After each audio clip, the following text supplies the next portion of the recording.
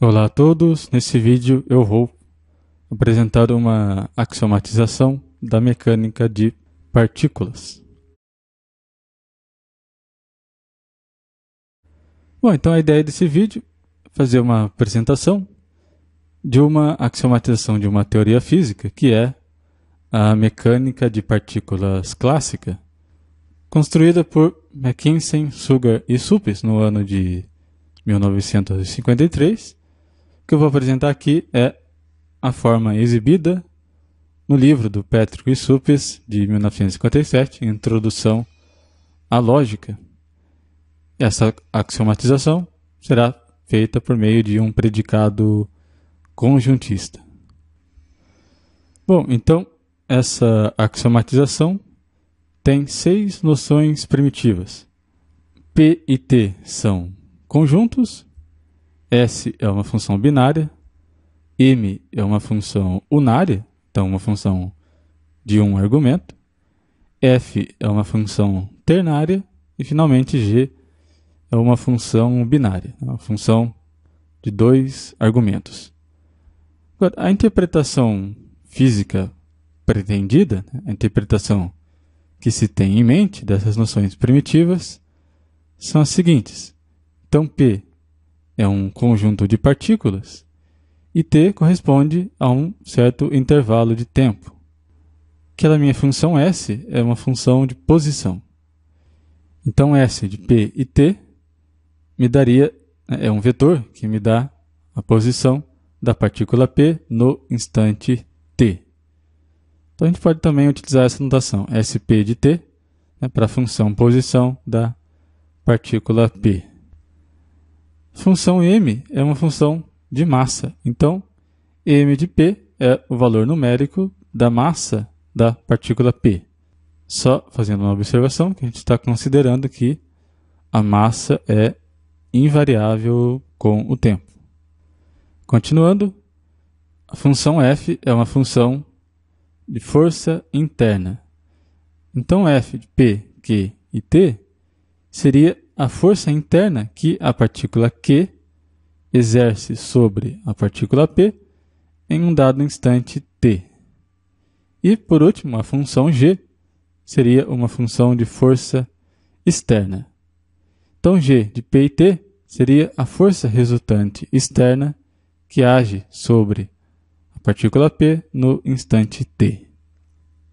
Então, muito bem, uma vez que a gente definiu os termos primitivos, as noções primitivas, a gente tem que definir os axiomas que dizem respeito a esses termos primitivos.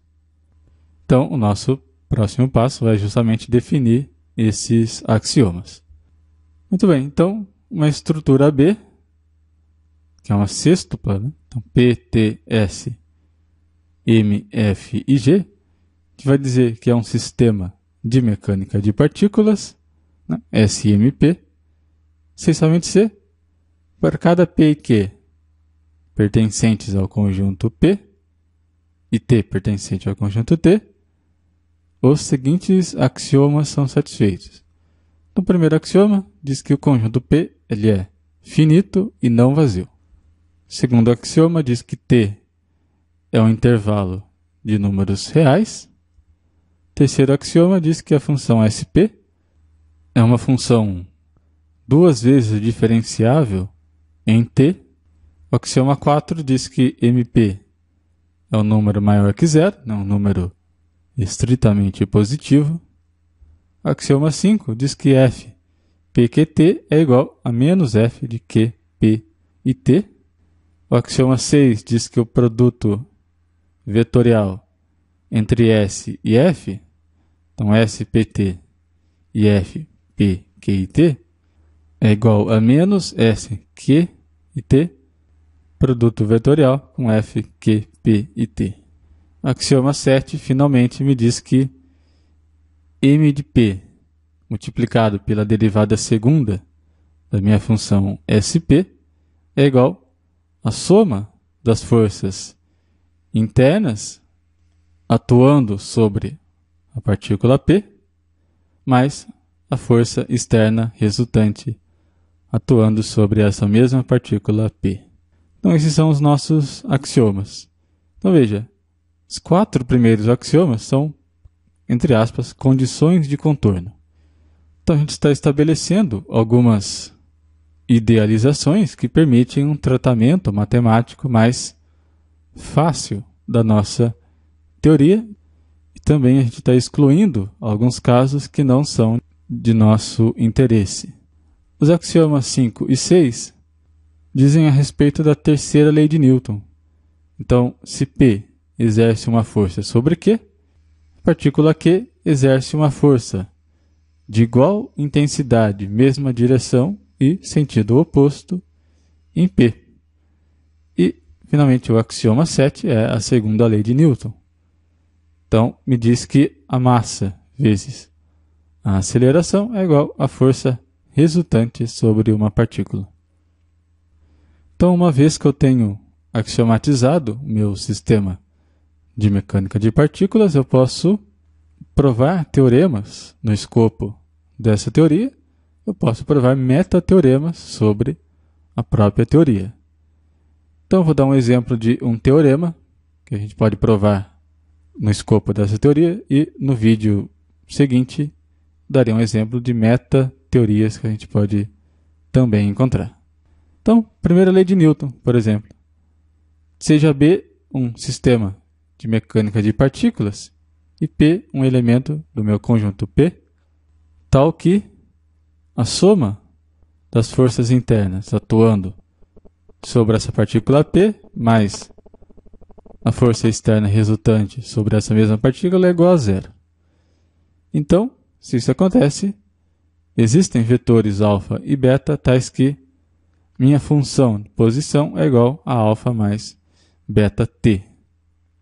Então, se a força resultante atuando sobre minha partícula é igual a zero, essa partícula vai descrever uma trajetória em linha reta. Então, como que a gente prova esse teorema? Como essa nossa teoria foi axiomatizada por meio de um predicado conjuntista, a gente já está tomando como pressuposto um aparato lógico dado pela lógica de primeira ordem, e a gente vai estar tomando também um aparato matemático que já estaria especificado. Então veja, pelo axioma 3, a gente sabe que então a função SP é 2 vezes diferenciável. Portanto, esse número existe.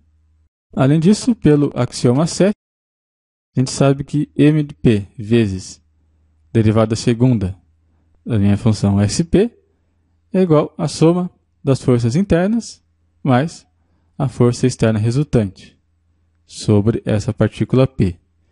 E pela hipótese do teorema, essa soma é igual a zero. Muito bem, então, pelo axioma 4, a gente sabe que esse número MP ele é estritamente positivo.